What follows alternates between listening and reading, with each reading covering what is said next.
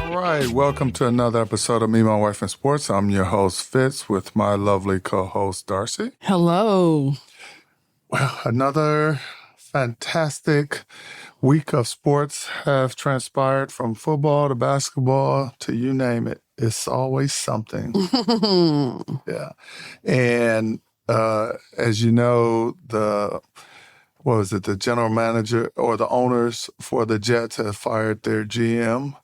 And I think a few people are saying, for those who are seeking that job, to be wary of, or I should say leery of the owner. They say he's not one that you might want to work for. So whatever that means. Yeah. What does that mean? But I don't know for our listeners if anybody happened to watch the Mike Tyson fight against Paul on, I think it was last weekend on Netflix. And unfortunately, I have to say, in my opinion, it was more a publicity stunt than an actual fight, because the two fighters end up getting booed. And of course, Tyson 58, Paul 27, and Paul won unanimously. It was on Netflix. It was on Netflix. That tells you something right there. But they had a high viewing percentage, and it was 70,000 people in attendance. They used the AT&T the Cowboys. Well, that's because Jerry Jones got to make some money some kind of way, because ain't nobody going to watch no football there. So, and Jerry Jones knows that I love him, so I can say that. And he has my number. Call me. We need to talk. Right. But yeah, he got to make some money some kind of way, because he ain't making no money off the Cowboys. Understand. But I tell you, Tyson, he looked like an old guy trying to box. Because he is. And you know, in some sports, he is an old guy trying to box. But he looked the part. That's the bad part about it. How old is Tyson? 58. Okay. But the funny part about the whole thing is that some sports, you can be a 58-year-old and still play. What, golf? Golf. Bowling? Yes. What else? But boxing, football, basketball, in the professional golf realm, and bowling is not. It's the only sport that I can think of that you can be 58 years old. But they consider chess a sport. Yeah, okay. And chess. There you go, Mike. Yeah. But yeah, I just thought it was just a bad way to sort of end your career. And granted, in the past, Mike has filed for bankruptcy. Yes, he has. You know, so that's a matter of fact. Is he having money problems? Or is he just... maybe he's missing the sport. Or maybe he's just missing attention. That too. Maybe they need to call up the Hangover team and do another movie so they can get him back in that. Right. But sometimes it's hard to move out that limelight. But he still is considered one of the greatest boxers. He probably was up until that fight. No, I think they still consider him that. At least they've been dogging him hard. I know, unfortunately. But, you know, it didn't do the guy Paul any... Jake Paul didn't have... I guess it didn't do him any good as well, far as I'm concerned, for his resume, because you fought a 58-year-old. You know, yeah, he was one time the heavyweight champion, the youngest heavyweight champion in the world, and he was a feared man. But come on, you got grandpa now that you're fighting. You know, do you really want to put down your resume? I mean, it was a no-win situation for Jake Paul. The only person that was going to win out of that situation was going to be Mike Tyson. So either Mike was going to come out looking good because he won, right, or he was going to come out looking like he did because he's too old. But either way, everybody was going to be talking about Mike. Yeah, but so the only thing they have to say about is Jake Paul. Okay, so yeah, you were 27. Is that what he was? Correct. And you took advantage of a senior citizen. You know, Right. you fought a senior citizen. So yeah, you were supposed to win. Right. And if he had lost, they would have been, you fought a senior citizen and you lost. So go home and sit down. Right. So it was a no, you know, I mean, other than the publicity and the attention, the hype for it, yeah. They got what they expected to get out of it. Right. Was people talking. That's it. And you had 70,000 folks in person watching the fight. So in Texas. Yeah. So because they ain't got nothing else to watch. You think the tickets that they sold for that, as well as the viewership, because Netflix pretty much bought the rights to air it. So yeah. Different, very, very strange setup. I just don't know why it has sports, and especially in the boxing arena, come that bad that they have to dust off the dust on our older boxers to give them a fight. Because I even remember when George Foreman started back boxing in his 50s, and he actually did pretty good for the most part. But it shouldn't be this way. What happened to fresh and upcoming fighters and those type of things? Because ain't nobody boxing no more. They know that's a dangerous sport. Getting in there, being punch drunk at 35. Right, right. That's more dangerous than football. Well, we'll see. They ain't got no big cushiony helmets you can wear for boxing. Actually, they do have. They gonna be in there. They got the helmet guards because in the Olympics, that's what they wear. They not big like them football helmets. It's a football helmet. Come on. Well, yeah, but people getting concussions from boxing, they need to have them big helmets on like they do in football. And the helmets are the same size. They just put an additional cover on the helmet. I know what that's what they need in boxing. Yeah. All right. So they can look crazy like they do in football with that big old helmet on. Is that right? Is that right? All right, on to our topic of today. Which is? Don't you know? I do. Well, you can Nobody else knows. Well, tell everybody. Athletes who went bankrupt. The sweet sound. And speaking of, well, what a great segue from Mike Tyson fighting at 58 to athletes who went bankrupt. Which too is Mike going bankrupt? Well, he has filed in the past bankruptcy, but and I know we talked about the fight, but it's just hard for me to leave it alone. Actually, apparently so. Actually, because Jerry Jones was there, and they interviewed him as well as Michael Irving and Cedric the Entertainer, and I forget the host who was doing the interviewing, but they all sat at a table talking about that. And then they also talked about the NFL, which Netflix is hosting 2 NFL games this Christmas. It's the first time that they've ever done Christmas games. Because usually basketball is always people don't have to pay for Netflix to see Christmas games? Yes. That's messed up. Did they do that last year? No, this is the first year. And at least on Netflix. I think maybe they talked about it last year. And they're branching out with For some reason, I remember it. But in the past, Christmas was coveted for NBA. Because I used to watch the Lakers all the time on Christmas Day. So maybe that's what'll be on free TV. Right. Basketball. And if you want to see a football game, you got to pay. Right. You got to have Netflix. And I tell you, Netflix is cornering the market here on doing things because a lot of their movies, documentaries are free and so forth. Not free, but being produced through Netflix and not through normal movie channels like you would get. And it's kind of ironic based on the topic we're talking today.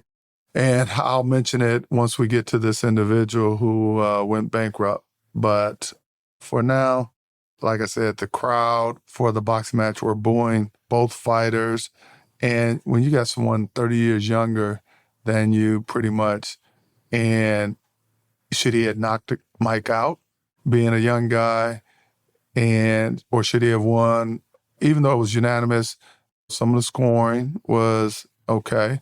And the punches landed. Granted, he landed more punches than Mike, and Mike didn't throw that many punches. Maybe his arms got tired. I don't know. But I just found the whole thing very interesting, and hopefully we'll get away from that because you can go into almost any sports where you have an elder person who just don't know when to quit. Like I remember, what was the football player, Adrian Peterson. He should have retired sooner than later. And I think he was having money issues though. So he was sort of forced to keep playing. Mm-hmm. And then of course you go into the basketball arena where you had players, and look at LeBron, but LeBron's still playing at a high level of play. So he's like, 39 and doing well. But go back to football. Remember Brett Favre, when he was traded and he just didn't know when to call it quits. And to me, he went out on a bad note instead of a high note. Even Michael Jordan going to the Wizards, because these guys, it's hard for them to let it go. You just can't stop time. That's the key. Time will get you every time. No pun intended. All right. On to the topic at hand. So what are your thoughts on bankruptcy of these professional athletes who make millions, and when it comes to retirement, there's nothing left? As a matter of fact, I'm going to give you... There is no retirement. There's no retirement involved. I came across an article that was about Barkley giving advice to... Who did I say? I was talking to you earlier about it. Was he given advice or was he getting advice? Was getting advice. Barkley was getting advice. When he first came in the league, he said he received advice from one of his mentors, which was Dr. J. And I'm going to see, I think I have the article. But basically, in a nutshell, Barkley had told Dr. J at the time, I'm going to buy 3 vehicles, buy a house. And Dr. J told him, whether you have 3 or 10 vehicles, how many can you drive at once? And that vehicle's just going to be, the other one's going to be sitting there that you paid goo gobs of money for. He said, people will know who you are if you pulled up in a Kia or a Mercedes. Right. They know you are Barkley. Because Dr. J also told him that once you retire, this is the money you have to live off on. And when you're a pro athlete retiring in your 30s, in some cases a little bit later, you got a long way to go to survive in this world financially.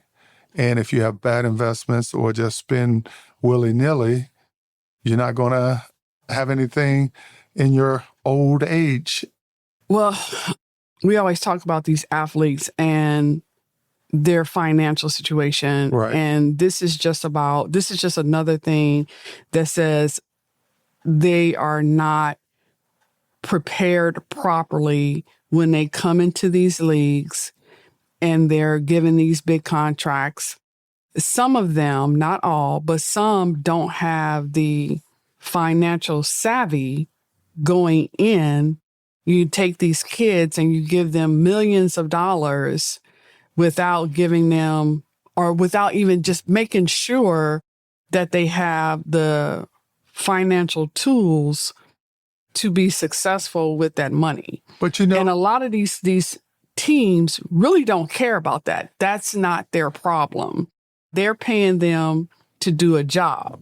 If I sign CeeDee Lamb and I pay him millions of dollars, then I'm going to assume that you have done your homework and your due diligence to be able to manage your money properly, to take care of whoever you need to take care of, to prepare for any mishaps that come along the way, be it injury or a season-ending injury or a career-ending injury, whatever. That's what the owners are thinking. But a lot of these people don't have that information. Well, I have to correct you on that. Now, the NBA, NFL, and most major sports do put on financial classes for the rookies. But what does that entail? They have financial advisors come in. Based on what I read, they have financial advisors come in to help walk them through getting big contracts and the pitfalls of spending wildly. Getting big contracts? Yeah, like I'm going to pay you a $200 So million. is this after they're already on the team? Yes. So they already have gotten the contract. Well, not necessarily. Well, they have a contract, but also as part of rookies coming into camp to any program, whether they are with the team in the beginning or halfway through the season or whatever, but all rookies. Now, I don't know if the veterans required to attend financial workshops, but all. So then how do you explain...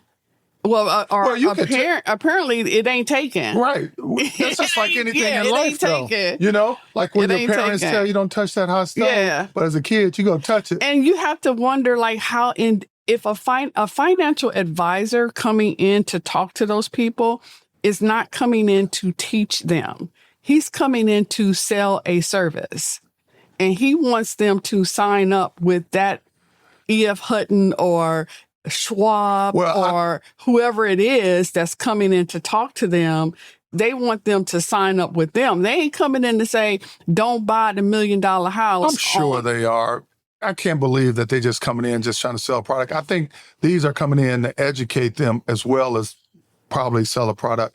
And when I say financial advisors, based on what I read, it's not like a Schwab is coming in no, they hire somebody to talk them through on how to handle your funds once you make these big contracts where you can't help everybody in your family. Ain't neither one of us a professional athlete, so we don't know because we ain't never sat in the room. Well, like I said, I'm just telling you what I read. So I know, but we reading on the internet, and we both know you can't believe everything you read on the internet. Sure, that's why you verify with other sources. Come on. So who did you verify that with? Other sources on the internet. Some of it's got to be true. You can even go to the NBA. You can go to the NBA site, and they talk about a lot of that stuff too. So it's just you got to do your research. But it's like anything else. If people are going to do it, they're going to do it. If not, they're not. No matter what you say, they're going to be reckless. Well, apparently they didn't talk to Mike Tyson. They didn't talk to Vince Young. They didn't talk to Allen Iverson. It's a whole but Dennis Rodman, right? Cheryl Swopes, O.J. Simpson, Leon Spinks. You know, it's a whole bunch of people that Dorothy Hamill.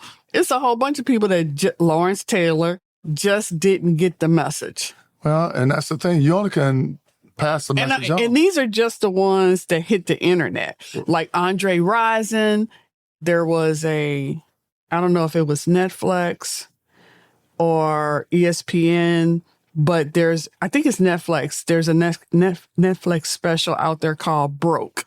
And it's about athletes. I don't think it's all athletes from all different walks. Right. And it talks about these. Andre Rison is one that's in there. There's a baseball player that's in there. There's a couple of different people that are in there, and the fact that they went broke. And these are all older people, older players, but I'm sure there's the next generation of players that we just haven't heard about. Right. And you're always going to have it. I don't care how much. Because, as a matter of fact, 78%, a statistic, 78% of professional athletes go broke after 3 years of retirement. 78%. But now, are those starters or are those people on the bench? Athletes. Or it just says athletes? Yeah. You know, and I'm pretty sure it's talking about some of the ones who have large sums of money. Because not everybody is making the big money. Exactly. You know, that's the other thing, too. Well, Barkley even made a comment because Barkley was on a Club Shay Shay podcast. So, Sharp. Shannon, we're giving you a plug here. Yeah, you can give us one on yours, too. Right. But Barkley stated that he didn't mind a little ice, but too much ice, meaning jewelry. Barkley said, calling out young athletes splurging on Dior shoes, Louis Vuitton shirts. He said that they do not need that money. Oh, this is what he said. They do know that money ain't going to last forever, right? That was his question to Sharp. And Sharp agreed, said, I don't want to be poor. I've been poor, he said. I know what it's like to eat raccoon, possum, sardines, Vienna sausage, pig ears, pigtails, pig feet. I don't want to eat that no more, Chuck, unless I want to. That's what he told Chuck. Wow. And Sharp made also a good point that many of these athletes that's going pro, no matter what the sport, for the most part, are from low-income families. So now they have plenty of money and they just want to try to do everything with it and not realizing that one day it's going to come to an end. Yeah, you can't take care of the whole block.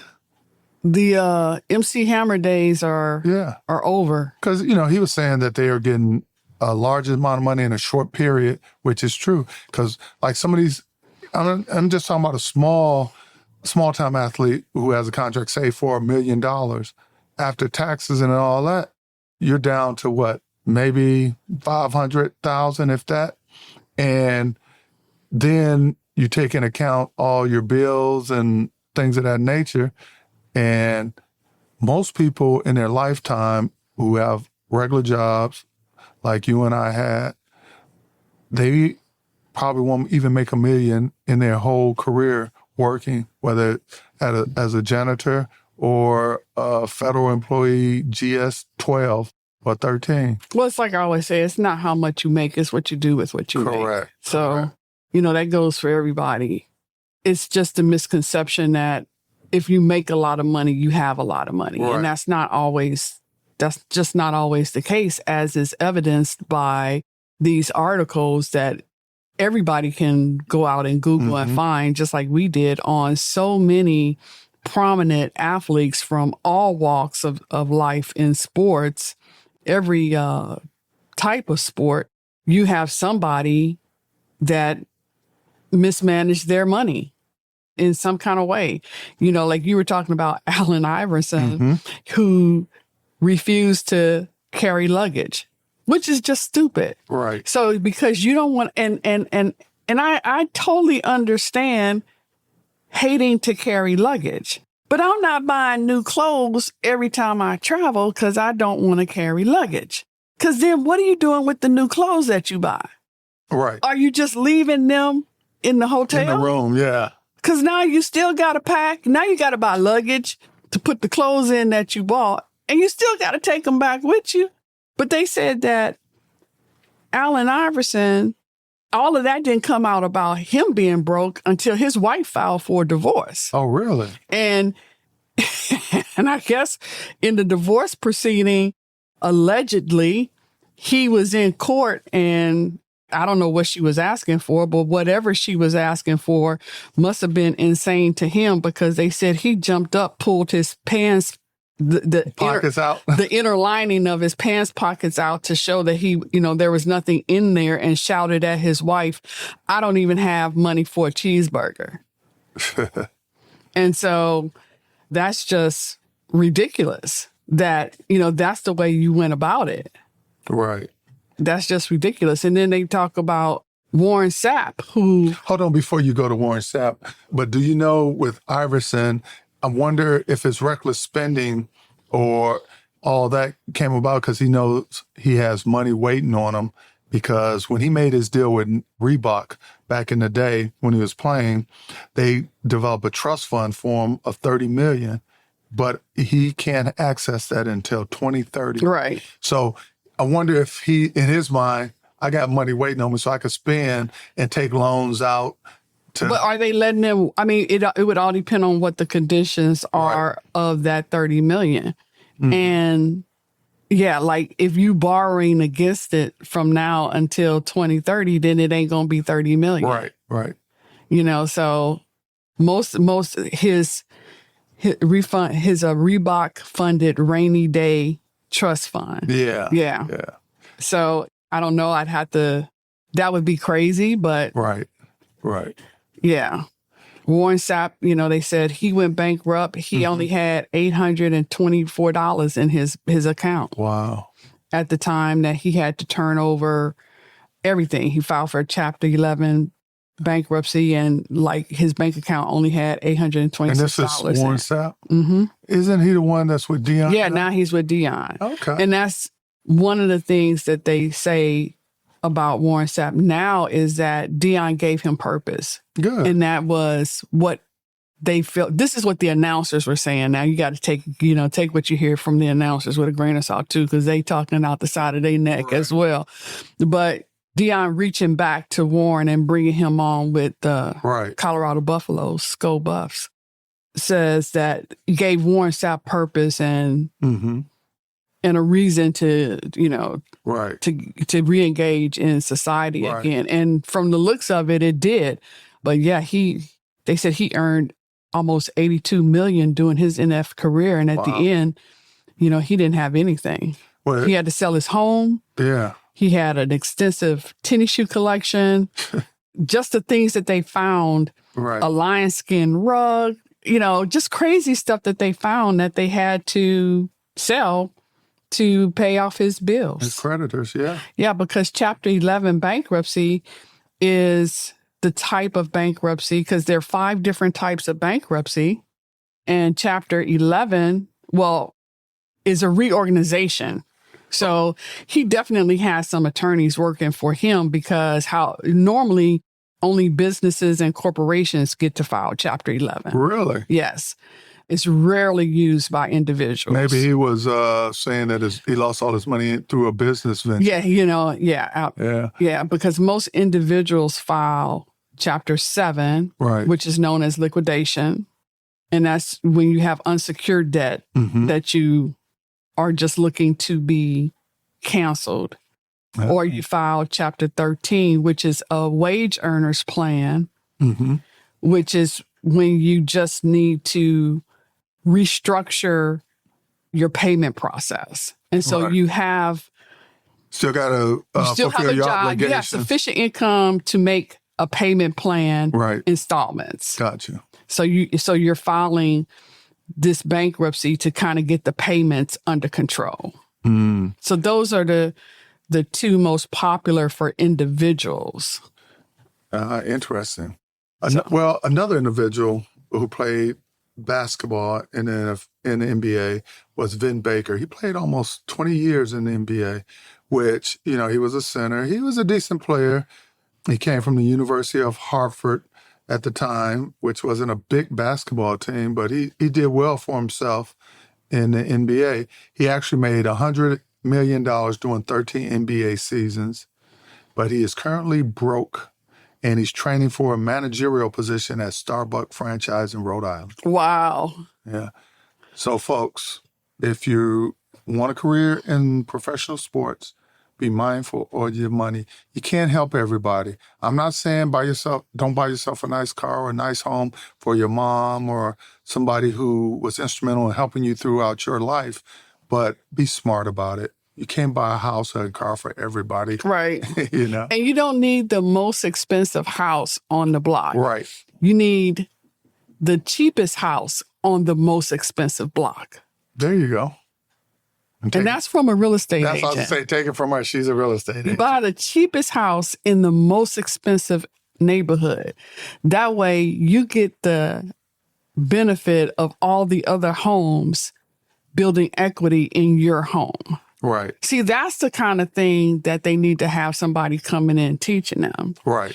And these lessons and these things that we're sharing, hopefully parents of young athletes are getting more involved. And maybe that's why you're seeing more parents involved now. I hope so, because they're helping these kids. Well, and not for the reason of parents being involved, because they want to profit as well. Right.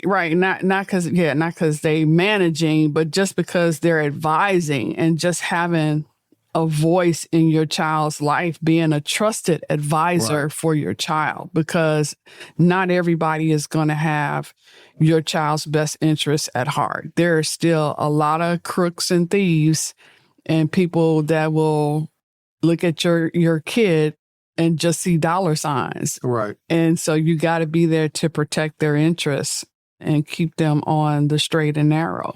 But, as I look at this list, a lot of these athletes, like they say, Johnny Unitas filed for Chapter 11 bankruptcy in 1991, which, was that 20 years ago, 20 years ago, and 30 years ago. A long time ago. 30 years ago, yeah, 30 some odd years ago. But the interesting thing to me is to file for Chapter 11, that's for businesses, not individuals. And so it says he and his wife filed for protection against creditors being able to come in and seize personal accounts and property in order to repay debts they owned. So see, what these people did were they set themselves up as LLCs Right. or corporations, and they put all that money into accounts that were set up as structured that way. Mm-hmm. So if anything happened, and they probably took salaries. Which was smart. So. Right. So that if something did happen, they can file for that Chapter 11 bankruptcy. And they probably had other accounts where they had their own personal stuff. Right. And they were able to keep the two separate. If they're not giving those kind of instructions, like, yeah, maybe you need to be LLC or Right. sole proprietorship, or maybe you need to have a S corporation, Right. which is not like a big corporation, but it would be something for a sole proprietorship, but with different protections and different IRS entitlements and things that you get. If they're not giving these kind of lessons, or maybe if they've taken these classes in college, they would be getting it there. Well, it's funny you mention that, because I would think that they definitely get a push in the college arena or at that level, because now that you have these college students doing the likeness the and NIL image and all that, I mean, they're making big bucks. These kids, I mean, your money is your business. Mm-hmm. And if you aren't smart enough to want to get educated about your money and how to manage your Right. money and maintain your money and keep your money, then when you lose it, ain't nobody feeling sorry for you. And I said, ain't nobody. Because that's exactly what people are thinking, because there's too much information out there and there are too many examples of what not to do. Right. And so you just got to get educated. And just a little bit more on Antoine Walker. And the reason I'm harping on him more so than anybody else, because I know Darcy mentioned a lot of other players that are well known in various sports, but Antoine Walker actually did a documentary, and I want to say it was a few years ago, but it talks about his rise and fall. I think everybody should take a look at it, and it is called Gone in an Instant. And I'm not sure what platform that it might be showing on, but Google it. Gone in an Instant is the documentary talking about his financial downfall, Antoine Walker. Because, it was a point where Antoine Walker was writing checks to Vegas casinos for $1 million, and he got busted on Bad checks. Yeah. He was writing bad checks. And he got arrested for it. So that's like hitting rock bottom, writing checks at that magnitude. And these casinos, they will prosecute because they want their money. Yeah. Yeah.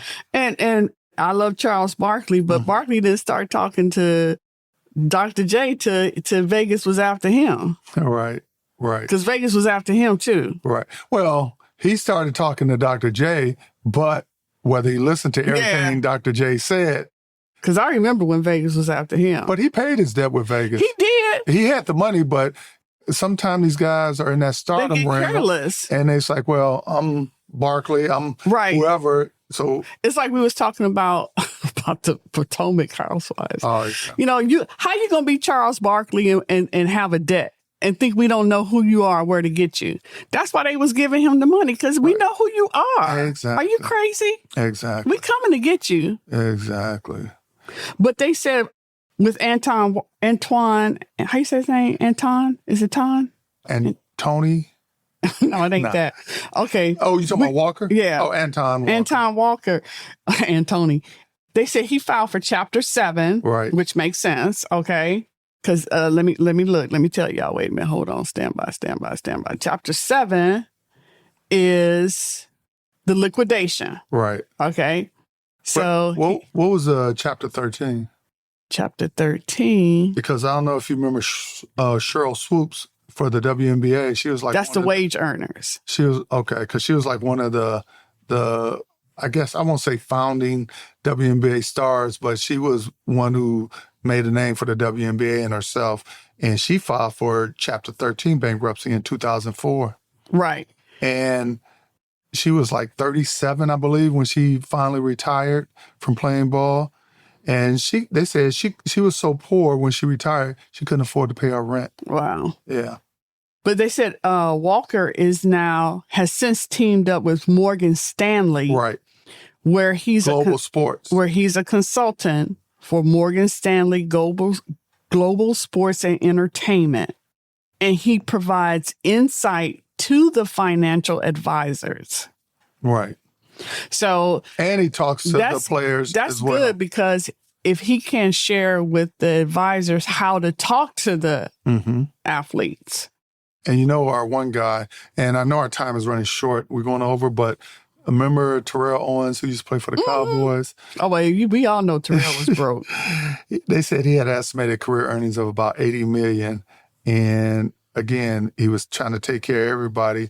And I couldn't believe it, though. His monthly child support payments were $50,000. Yeah, that's crazy. I wonder, how many kids did he have? Is that one, or is that?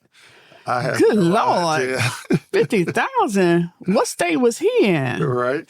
I know a lot of times these judges look, if you're making a certain amount, and they feel that the child, whether the child's with you or with the mother, that the child's standard of living should be the same, which I disagree with, because say 2-year-old needs mom's or dad needs to receive $50,000 to keep a lifestyle going.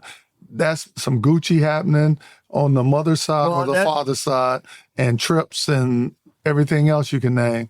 Because formula and all that, last I looked, be careful who you lay down with. Changed. Be careful who you lay down with. But that's where it starts. And even if you go back to Mike Vick, who I think made a good comeback, you know, he went to prison, lost a lot of money. He had surpassed over $100 million in his career earnings, and they said he was living on a budget of $300,000 since he was released from prison, and he was managed to pay back, I think, about $18 million. Almost $18,000. I mean, $18 million. What he owed. Right. So I think he did well for himself, and I know he was a commentator. I don't know if he's still doing that. I haven't seen Vic around in a while. Whether it's at the professional or college level, not sure what he's doing, but he seems like he got his life together after his downfall. But so, in short, please, those who are striving to be pro athletes and those who are pro athletes now who are listening to the podcast, handle your money with care. You can't help everybody.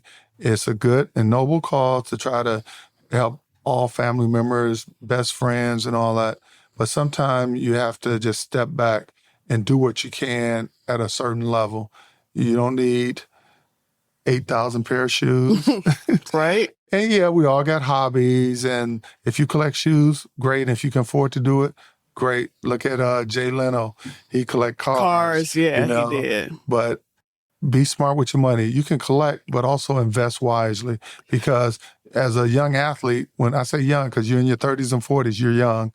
You got a long way to go in life. A lot of life to live. Yeah. And you ain't gonna be, otherwise you're gonna be like Tyson, 58, or like that commercial with with Kevin Hart and LeBron, and LeBron says I got an NFL offer, and he's like, NFL, you're 40. How you gonna be 40 playing in the NFL? When the coach call your number, you're gonna be like, bingo. You're too old for 40. So remember, take care of your finances. Also, before we leave, I have a little known sports fact, which I want to always end our episodes with. Little known sports history. Okay. What is it? Did you know the true name of the Stanley Cup in it? No. NHL. Because I don't know anything about hockey. The actual name is the Dominion Hockey Challenge Cup is the official name. And there are actually 3 Stanley Cups. The original bowl of the Dominion Hockey Challenge Cup, and the permanent cup, which is on display in the Hockey Hall of Fame, and also the one that's presented to the teams. So where does the Stanley Cup name come from? Well, it's funny because the NHL remains control over the trophy itself, and it, of course, is associated with trademarks. But the NHL does not actually own the trophy, but use it uses it by agreement with 2 Canadian trustees of the Cup. What else did we find out? We found out what else did they license? And the NHL has registered trademarks associated with the name and likeness of the Stanley Cup, although there has been dispute as to whether the league has the right to own trademarks associated with a trophy that it does not own. So that's It was something else that we found out that they didn't own. Was that doing March Madness? Yeah. Yeah, that it was March Madness. Yes. That's So- the NCAA. So it's paramount that the key is owning that trademark. Is that trademark? Yep. Yeah. So Very, otherwise, you can license that out, which it can be very profitable. Yep. So some athletes who are thinking about doing something good with their money, figure out something, trademark it, and then sell it out. Yep. License it out. Have a steady stream of And income. have a positive stream of passive income. Correct. So if you'd like to leave us some comments or have questions or a topic that you want us to discuss, reach out to us at memywifeandsports@yahoo.com or memywifeandsports.buzzsprout.com. Shoot us a message saying you like the program or you want us to talk about a certain topic or just to say hello. We welcome all comments and Questions, comments, and concerns. All right. Darcy, anything? Nope. Always fun discussions. And remember, have a great day. And your mate is a reflection of you.